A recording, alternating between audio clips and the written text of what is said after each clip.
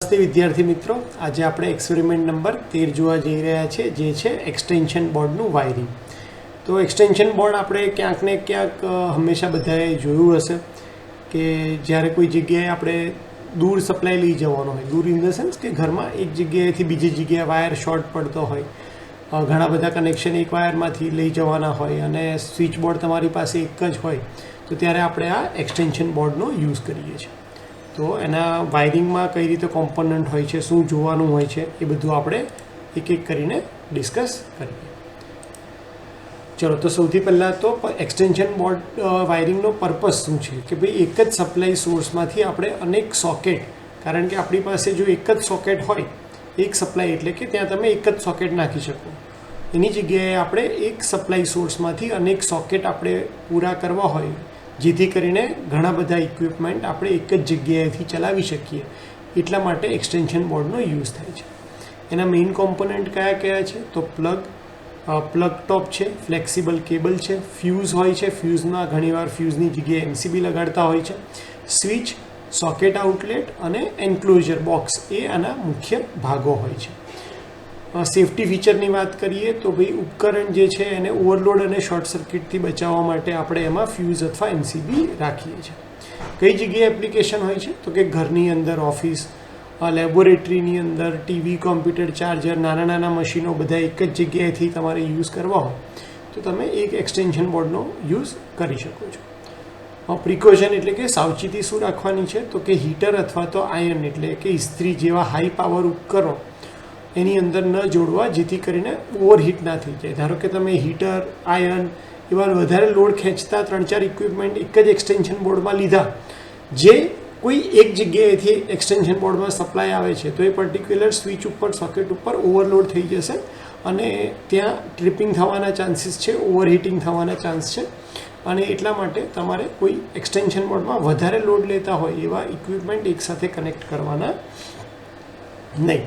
તો extension board સમજતા પહેલાં તમને ફેઝ, ન્યુટ્રલ અને અર્થનો કન્સેપ્ટ એકદમ ક્લિયર હોવો જોઈએ. સ્ટાન્ડર્ડ જોવા જઈએ તો સ્ટાન્ડર્ડ પ્રમાણે અર્થ વાયર માટે હંમેશા આપણે ગ્રીન વાયર લઈએ છીએ અને એની પોઝિશન હંમેશા ટોપમાં હોય છે.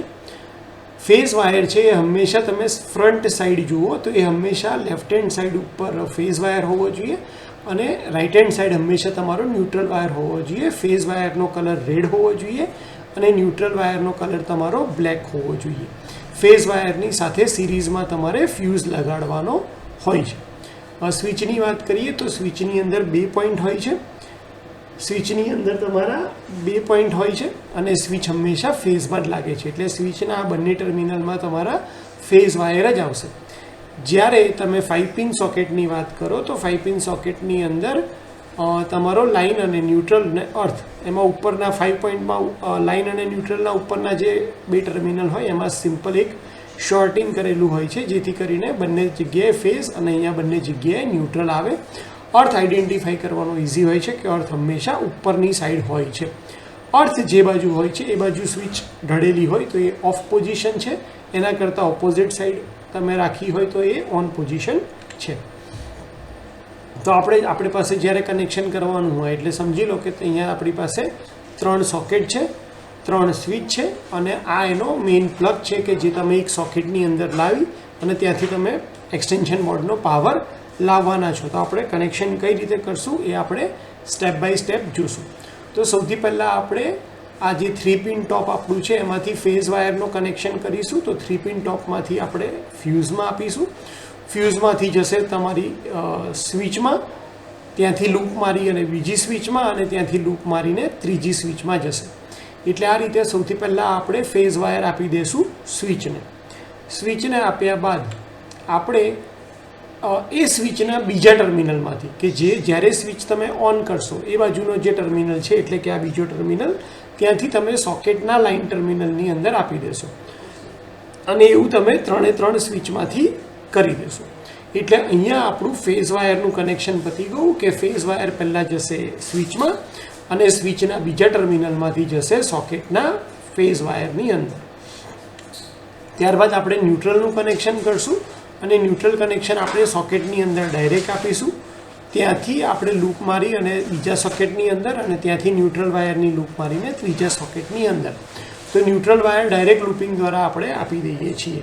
ફેઝ અને ન્યુટ્રલ થઈ ગયા બાદ આપણે અર્થનું કનેક્શન કરશું કે 3 પિન ટોપના અર્થમાંથી આપણે આપણો જે અર્થ વાયર છે સોકેટનો એની અંદર ડાયરેક્ટ આપશું અને ત્યાંથી લૂપ મારીને બીજા સોકેટમાં અને ત્યાંથી લૂપ મારીને ત્રીજા સોકેટની અંદર આપણે આપી દઈશું. એટલે આપણું સપ્લાયનું કનેક્શન કમ્પ્લીટ થઈ જશે. અહીંયા તમને ખ્યાલ આવે એટલા માટે 2 સોકેટવાળું એક એક્સટેન્શન બોર્ડ લીધું છે કે જેની અંદર સોકેટમાંથી વાયર આવે છે અર્થના ટોપમાં અને ત્યાંથી બીજા સોકેટના અર્થના ટોપમાં.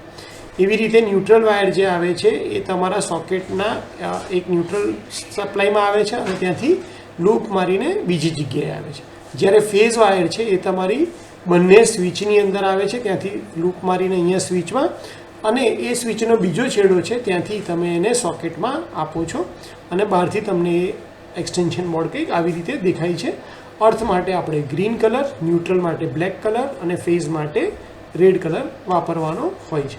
અહીંયા એનું એક બીજું એક્ઝામ્પલ આપી દીધું છે કે ઇનપુટ સપ્લાય જે છે એ તમારા અર્થમાં આવ્યો, અર્થમાંથી અહીંયા અર્થ, એવી રીતે ઇનપુટ સપ્લાય અહીંયા ન્યુટ્રલમાં આવ્યો, ન્યુટ્રલમાંથી અહીંયા લૂપ મારીને સોકેટના ન્યુટ્રલમાં અને ફેઝ વાયર ડાયરેક્ટ તમારી સ્વિચમાં આવે છે, ત્યાંથી લૂપ મારીને બીજી સ્વિચમાં અને આ સોકેટ સ્વિચના બીજા ટર્મિનલમાંથી આપણે સોકેટના લાઇન વાયરમાં એટલે કે ફેઝ વાયરમાં એનું કનેક્શન આપીએ છીએ.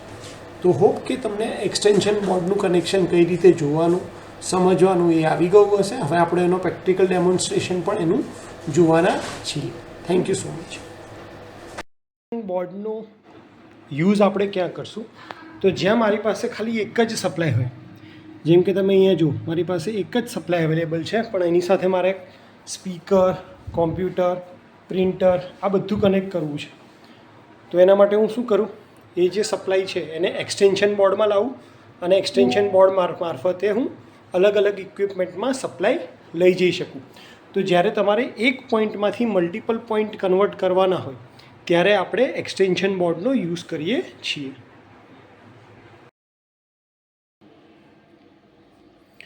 જેવી રીતે થિયરીમાં સમજ્યા એમ આપણે અહીંયા જોઈ લઈએ એક એક્સટેન્શન બોર્ડ આપણને દેખાય છે જેમાં ઉપરની સાઈડ અર્થિંગની ટર્મિનલ છે. એનો મતલબ કે સ્વિચ આ પોઝિશનમાં ક્લોઝ હશે અને હું આવી રીતે કરીશ ત્યારે આ બધી સ્વિચ શું થશે, ઓન થશે. એટલે સ્વિચ ઓન છે કે ઓફ એ આપણે શેના ઉપરથી નક્કી કરીશું, અર્થિંગ ટર્મિનલ ઉપરથી નક્કી કરી શકશું. અહીંયા ઇન્ડિકેટર આપ્યું છે જે આપણને ખ્યાલ આપે છે કે સપ્લાય અહીંયા આવે છે કે નહીં. તો બહારથી આપણને એક્સટેન્શન બોર્ડ આ રીતનું દેખાય છે કે એમાં સપ્લાય આપતો હોય. હવે આપણે અંદરથી એને ઓપન કરીને જોઈએ કે અંદરથી જ્યારે કનેક્શન હોય છે ત્યારે આપણે શું ધ્યાન રાખવાનું છે.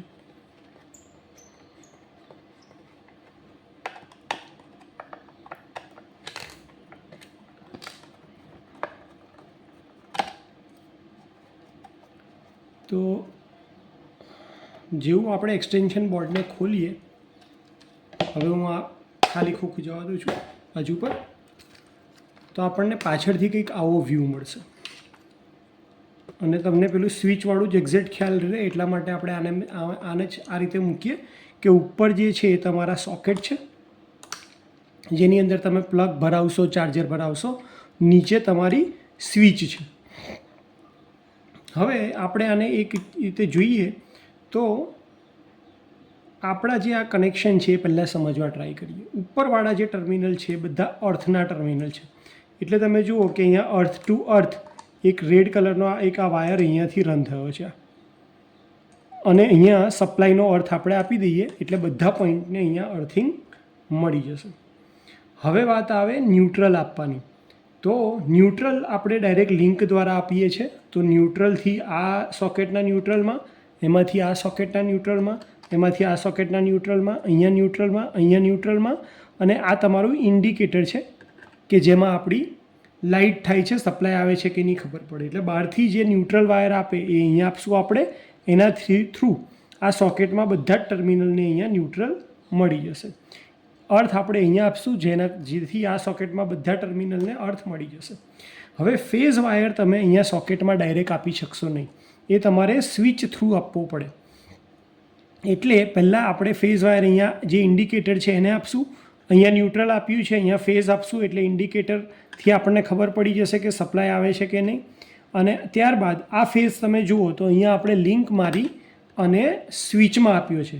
એટલે બધી જ સ્વિચની અંદર તમારો પહેલાં ફેઝ આવી જશે અને જેવી તમે સ્વિચ ઓપરેટ કરશો એટલે સપ્લાય અહીંયાથી અહીંયા અને આ પોઈન્ટ થ્રુ સ્વિચના જે આ 2 પોઈન્ટ છે એના થ્રુ ક્યાં જતો રહેશે તો કે તમારા સોકેટના ઇન્ડિકેટરની અંદર જતો રહેશે.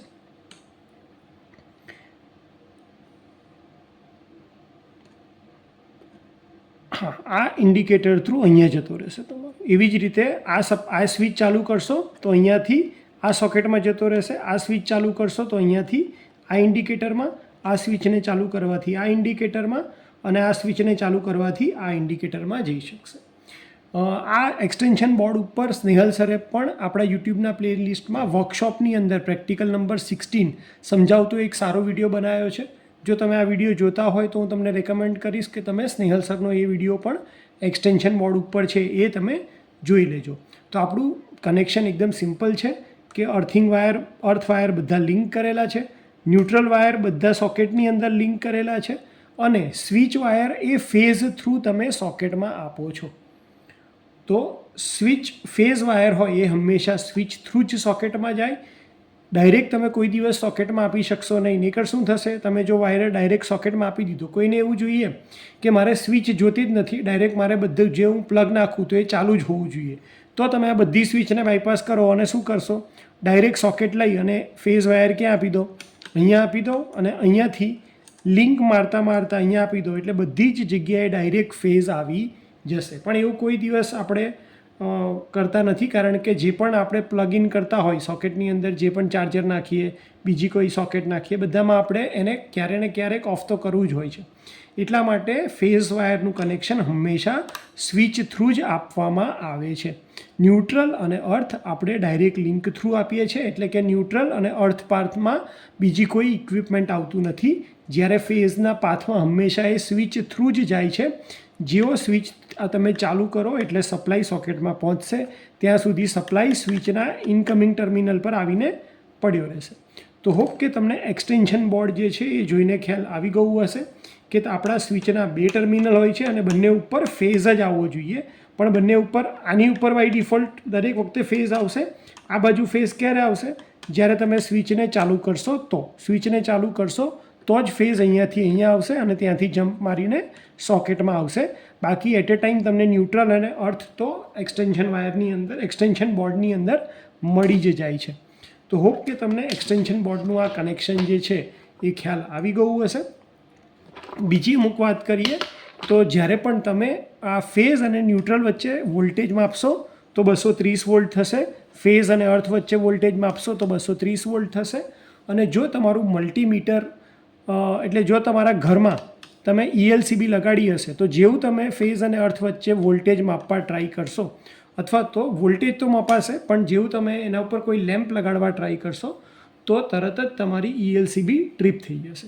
તમે ફેઝ અને ન્યુટ્રલ વચ્ચે વોલ્ટેજ માપશો તો 230 આવશે, ફેઝ અને અર્થ વચ્ચે પણ વોલ્ટેજ માપશો તો 230 જ આવશે.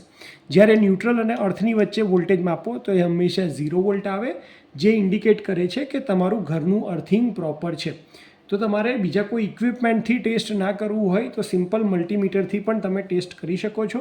ફેઝ અને ન્યુટ્રલ વચ્ચે 230, ફેઝ અને અર્થ વચ્ચે 230 અને ન્યુટ્રલ અને અર્થ વચ્ચે 0 વોલ્ટ આવવું જોઈએ. આ વોલ્ટેજ આવશે ક્યારે, જ્યારે તમે અહીંથી સપ્લાય ઓન કરશો ત્યારે. સપ્લાય ઓન નહીં કરો ત્યાં સુધી અહીંયા વોલ્ટેજ મળવાનો નથી, એટલા માટે એને વોલ્ટેજ આવશે નહીં. તો જ્યારે તમે બધી સ્વિચ ઓન કરશો ત્યારે આ સ્વિચની સામેનું જે સોકેટ હશે એ ઓન થશે અને તમને સપ્લાય મળશે. હોપ કે તમને એક્સટેન્શન બોર્ડ ખ્યાલ આવી ગયો હશે. વિડીયો જોવા માટે થેન્ક યુ સો મચ.